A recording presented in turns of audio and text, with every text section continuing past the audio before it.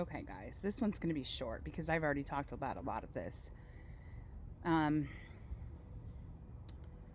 all right, so this section 3.6 in your book, 1.6 in the AP Biology course and exam description is about nucleic acids, and just going to touch over some of the components of the nucleotide, whether it's a DNA nucleotide or an RNA nucleotide, and to cover just a couple of the differences. Well, there really only are a few differences between DNA and RNA. All right. Again, this should be pretty much review for you guys. So I like how this picture is of a nucleotide, and I like how they kind of have the different colors here. And the base part are the ones that are like the A and G and T and C. And then if it's RNA, remember that there's not going to be any T, so uracil is going to replace T in RNA. So as far as the nucleotide itself goes, besides the base, or one of the bases out of the four, in RNA, there's an OH group, there's a hydroxyl group at the 2' carbon. So this is going to be 1, 2, 3, 4, and 5. So that's how these are going to be numbered. If I kind of zoom in here, you can see that the way that the carbons on the base get numbers, but the ones that we're concerned about are the ones on the sugar. So it's going to be carbon 1 here, 2, 3, 4, and 5. And 3 and 5 are going to be important because remember that there's a phosphate always on the 5' end and a hydroxyl on the 3' end. And that's important because it gives the DNA molecule directionality to it. And when DNA and RNA are being synthesized, they can only add new bases to the free 3' hydroxyl part. So that's going to be significant. But as far as RNA, a ribonucleotide versus a deoxyribonucleotide is just that you have an OH group for ribose, and it's missing the oxygen, so that's why it gets the name deoxyribose. So you should know that the difference between ribose and deoxyribose is at that 2' position. It's missing a oxygen in deoxyribose. As far as significance for that, it's not that significant because other than that's the way it is, because it's the 5' and 3' as far as DNA synthesis, RNA synthesis, that we need that 3' hydroxyl group. So it's not a big deal that there's not a hydroxyl group in the case of deoxyribose. All right, so we have sugar, deoxyribose or ribose, phosphate, and then the base. And remember that A and G are your purines. The way that I remember this, some of you might even remember how I taught you how to remember this in 9th grade. I'm not going to go through that right now, but I just remember A and G are my purines. And then I kind of remember the opposite. Purine is a simple word, complicated structure. And I'm never going to get it wrong that way, okay? And then, so it just takes me to think about it for half a minute or something like that. Probably less for you guys, but the way I remember that C and T, and then by default C and T. So I just remember A and G are my purines, and then by default C and T are my pyrimidines. Now pyrimidine is a complicated word, but a simple structure. So it only has one ring in that base for the cytosine and thymine. And then of course uracil replaces thymine in RNA. So you know that you don't need to know even the difference between uracil and thymine. They're very, very similar to each other. All right, so that's the basis of what a nucleotide is: sugar, phosphate, base. Okay, pretty simple. 5' phosphate, 3' hydroxyl, difference between deoxyribose and ribose. All right. Let's see, I think this is just kind of the same look, different look at the same thing. This doesn't hurt to look at things in different ways. So this is pretty much what I just went through. Sugar, phosphate, base.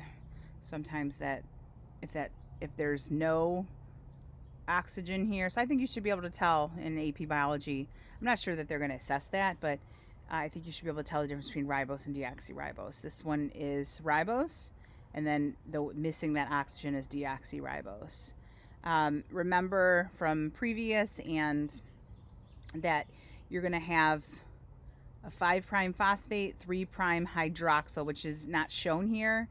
And then in the opposite, the other strand is going to run in the opposite, or it's going to be upside down. And that there's going to be 3 hydrogen bonds between a GC pair and 2 hydrogen bonds between an AT pair. Okay. Okay.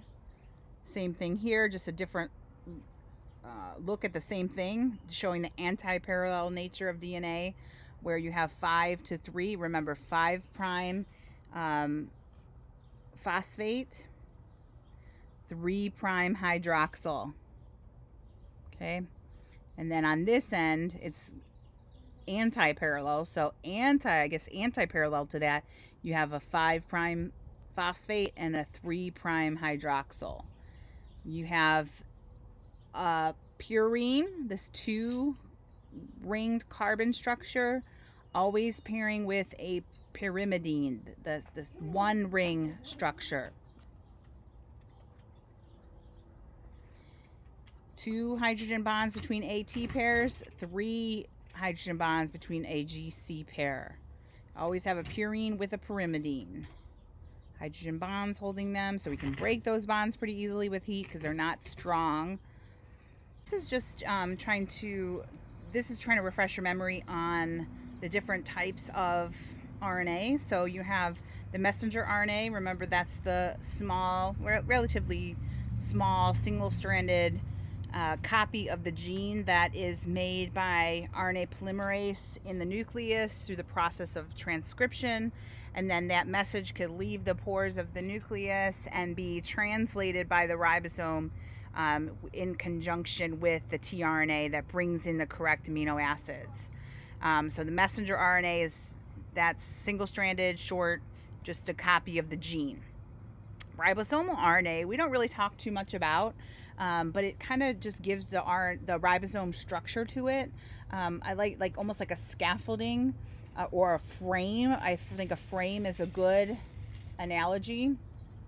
Kind of almost like how, like if you didn't hang, like if you have just like a shirt and you just have it in a ball, it doesn't have much shape to it. But if you put it on a hanger, like a plastic or a wooden hanger or metal, whatever, it gives you can see the shape of it. So that's kind of an analogy for what ribosomal RNA is. It gives the ribosome structure to which the protein can kind of be scaffolded onto.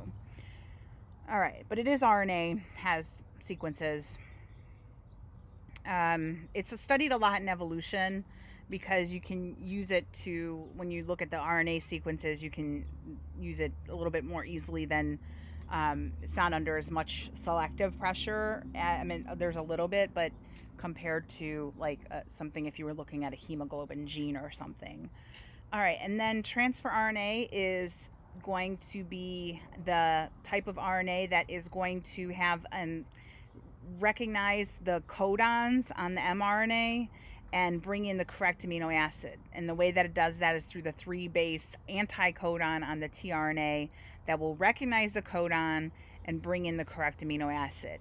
It is also single-stranded, but sometimes, well, all the time, and same thing with the ribosomal RNA, it has parts of it that have complementary sequences. So for example, if there was a T here, there would be an A, there wouldn't be a T, okay? If there was a U here, there would be an A here. But in this part here, how it kind of balloons out, there's not much complementary base pairing going on. So that's how it gets its shape. All right, and that is pretty much it. I went through fast, but you should spend time with these things as things get more and more difficult. and make sure that you understand and go back, look at the diagrams. Just because I went through it fast doesn't mean you need to go through it fast. You need to go at your own pace and figure out how you need to, can learn the material the best way for you. So I hope that was helpful, and have a good one.